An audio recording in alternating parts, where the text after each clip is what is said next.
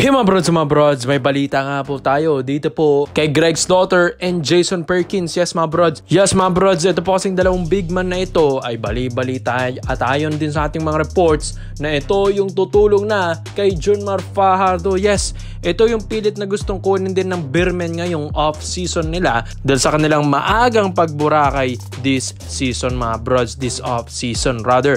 Then ito sila Greg Slaughter na alam naman natin na ito ay matagal nang hindi nakakapaglaro mga kabrods simula nung ito ay hindi na ni-renew ng Manila Stars dahil nga ito pong Manila Stars ngayon ay hindi nga nag-entry sa MPBL. So as of now, wala pa naman kupunan na ito pong si Slaughter ngayon mga kabrods. Siguro nga pupunta ng PSL dahil nandyan din yung mga ibang PBA Moto Club, mga ex-PBA veterans natin, sina Pingris.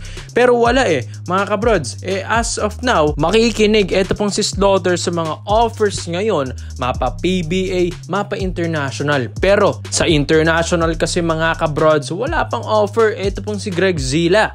Yes, sa Japan nga, 'di ba? Napauwi siya ng Pinas na paglaro sa MPBL dahil hindi nga siya na-renew na doon ng Fukuoka. Kaya ngayon ay dito na siya sa Pinas mga kabrods. May bali-balita rin. Then ayon din sa ating mga reports na gusto rin kunin ito ng Barangay Nebra San Miguel pero hindi ito tinuloy ng Hinebra nung simulang nakuha nila si Isaac Go dahil balak nga kasi ng Hinebra ngayon na ibalik ito pong si C-Stand. Kaya ito pong si Slaughter mga kabrods, matetenga ito ng matagal. Kaya ang SMB nung nalaman din nila na ito pong si Slaughter yung kanyang availability ay dito na sila gagalaw sa agent na ito po ni Greg Zila mga kabrods. At biruin nyo yan Greg Zila plus The Kraken Junmar Fajardo yung dating rivalry ng mga Titans, Big Titans mga kabrods. Tapos makikita nyo sa isang kupunan na lang. So maganda at exciting yun sa SMB lalo na sa kanilang pagmaagang exit dito sa ating season ngayong Commissioner's Cup. Dito sa kanilang pagbalik next season ay ang ganda na ng center positional at hindi na mahirapan si Fajardo. 7-footer plus 6'11". Grabe, laki na ito mga kabrods. Tapos ito naman, Jason Perkins din, yung isa sa mga narurumor na gustong kunin din ng SMBS. Ito pong si Perk kasi dito sa Phoenix Fuel Masters or Super LPG mga kabrods ay hindi na nga masyadong maganda yung pinapakita nito. Di ba nga laglag rin sila kasama ng SMB ito, nalaglag rin ito pong Phoenix, maagang nagburakay din mga kabrods. Kaya ito pong si Perk, sa tagal-tagal na niya dito sa Phoenix, hindi pa siya nakakatikim talaga ng kampeonato. So may mga minsan nakakapasok ng playoffs up to semis, pero yung mapunta ka ng championship round, ibang feeling na yun at makakuha ka ng kampeonato. Yan ang isa sa mga naiisip neto ni Perk. Pero ito pong si Perkins, kahit ang height neto nasa 6'5 or 6'4" lang, grabe rin. Ito pong wingman ng Phoenix na ito. Magandang footwork sa ilalim, matigas-tigas din kahit papano. At ito, nade-develop na ito as a shooting guard ng Phoenix dahil gumaganda na nga yung stroke neto pag tumitira sa 3-point area mga kabrods. At yun, hindi lang pala basta-basta big man ito pong si Perk. Pwede mo rin itong gawing shooting guard mga kabrods sa SMB. Kaya yun, syempre expect nyo na maraming mangyayari sa lineup ng SMB pagkatapos nilang malaglag ngayong season na napakaagang malaglag nga man talaga kasi ng SMB, knowing na sila naman yung isa sa mga magandang lineup talaga dito sa PBA. Super studded lineup na nga yan mga kabrods. Pero ito, ang daming babaguhin sa lineup, ang daming aalisin sa lineup mga kabrods. Kaya ito, niluluto na yung Perkins and Slaughter to SMB. Isang big, isang wing or shooting guard. And laking tulong na talaga nito mga kabrods. Kaya ikaw, sa lahat po ng mga SMB fans, malaking tulong ba yung Slaughter and Perkins sa SMB? Dito naman po tayo sa kabilang balita naman natin mga kabrods.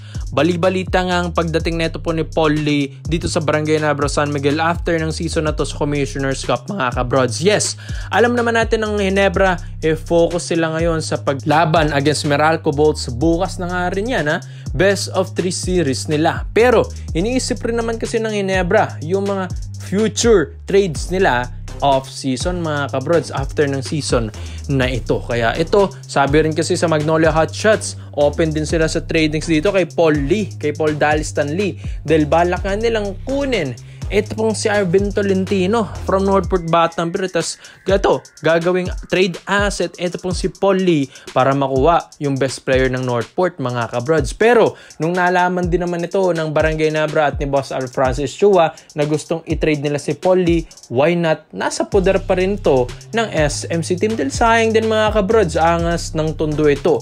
Isa ito sa mga consistent din na veterano dito sa PBA na hindi pa rin nawawala ang kanyang switch shooting. Dahil grabe nga, para kay Paul Lee, talagang kota na niya yung 4 points dito sa PBA. Kaya grabe rin kasi yung stroke, yung tira, yung confidence level na ito ni Paul Lee, mga kabrods. Yan ang kulang dito sa Ginebra. Kaya kailangan mo rin ng isang Paul Lee sa iyong kupunan. Dahil ito pong Magnolia, alam naman natin na tinutulungan din ito ni Paul Lee, pero kulang rin talaga sa tulong kay Paul Lee ang Magnolia, mga kabrods. Walang katulong si Paul Lee dito kailangan ng talaga yung team na matutulungan din. Ito pong si Paul Lee, katulad ng Barangay Ginebra San Miguel. Syempre, ang dami niyang katulong dyan. Sina RJ Abarrientos, Scary Thompson, tapos dyan pa si Stephen Holt sa point guard position, mga kabrods. Tapos gagawin mo pang sharpshooter, ito pong si Paul Lee. So, ang laking tulong talaga ito para sa Ginebra, mga kabrods. Well, sa lahat din naman kasi ng mga players dito sa PBA, ang hangad talaga nilang mapuntahan, syempre, yung crowd favorite dito sa ating sa Pinas, ang Barangay Ginebra San Miguel sa ating pambansang liga, mga kabrods. Well, kung itong si Paul Lee naman ang makuha ng Ginebra talaga, malaking tulong nga rin kahit papano. Hindi man ang ganun kalaki, mga kabrods. Mararamdaman din ng Ginebra yung effectiveness na ito ni Paul Lee dahil tirador talaga ito sa tres, mga kabrods. Yung mga nakikita nyong inconsistency ng mga ibang shooters ng Ginebra, kayang-kayang punan yan ni Paul Lee, mga kabrods. Pero, ang sakit nga lang daw kasi talaga ni Paul Lee, pagdating na ng playoffs round, dito na nga nawawala. Ito pong angas ng Tondo. Dati yung prime na ito, mapa-championship round, nandun pa rin yung kanyang angas nandun pa rin yung consistency ng kanyang laro. Pero ngayon, nagkaedad na si Paul, dito pagdating ng playoffs, nawawala na siya. Pero, kaya namang palabasin niya ni Coach Tim Cone dahil dito nga sa Magnolia Hotshots, nawawala yung Paul Lee dahil naguguluhan yung sistema nila dito kay Coach Chito Victolero. Kaya 'di ba, bali-balita na papalitan na rin ito pong head coach ng Hotshots ngayon. Kaya ito pong si Paul, mapunta lang ito kay Coach Tim Cone. Malaking bagay na ito, mga brods. Talagang mapapakita ni Coach Tim Cone kung ano yung worth talaga ni Paul Lee, mga kabrods. So sayang lang kung bibitawan ito ng Hotshots dahil veterano na talaga at subok na ito pong si Paul Dalistan Lee, mga kabrods. Mapa drives, mapa shooting, mapa clutch. Ito nga yung tumira sa China, di ba? Yung mapa free throws, di ba, mga kabrods? Mapa swabbing moves. Talagang makikita mo talaga na talagang isa ito sa best point guard dito sa PBA na nangyari sa atin sa history, mga kabrods. Kaya ito, kung ito bibitaan mo, why not ito? Pagparitiro mo na sa Barangay Nabra San Miguel dahil di rin naman biro ang isang Paul Lee. Kaya ikaw, mga brods, sa tingin nyo ba, malaking tulong ba ang isang Paul Lee next season sa Ginebra? Kaya komento mo lang opinion mo dito, mga brods, at isa-isay natin yan. Salamat po sa panonood, mga brods. This is Phil Basketball. Yun lang, I'm out.